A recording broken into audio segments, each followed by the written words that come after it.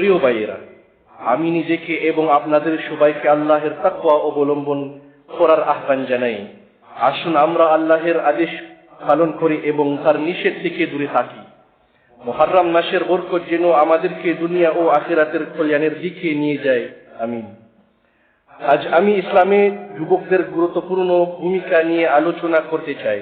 সাহাবী আবু সাঈদ আল খুদরি রাদিয়াল্লাহু আনহু জ্ঞান অর্জন করতে আসা যুবকদের স্বাগত জানাতেন, যা আমাদের মনে করিয়ে দেয় যে যুবকরা ইসলামের ভবিষ্যৎ বাহক। যুবকদের চরিত্র তাদের চারপাশের বড়দের আশ্রয়ন দিয়ে গড়ে ওঠে। তাই কোরআন ও সুন্নাহ আলোকে তাদের সঠিক পথ দেখানো আমাদের দায়িত্ব।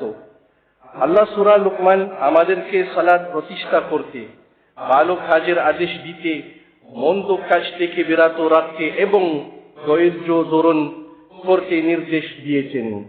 আমরা যায়েদ বিন সাবিত রাদিয়াল্লাহু আনহু জীবন থেকেও শিক্ষা গ্রহণ করি। রাসূলুল্লাহ সাল্লাল্লাহু আলাইহি ওয়াসাল্লাম তার যোগ্যতা অল্প বয়সে চিনতে পেরে তাকে উন্নত করার সুযোগ দিয়েছিলেন।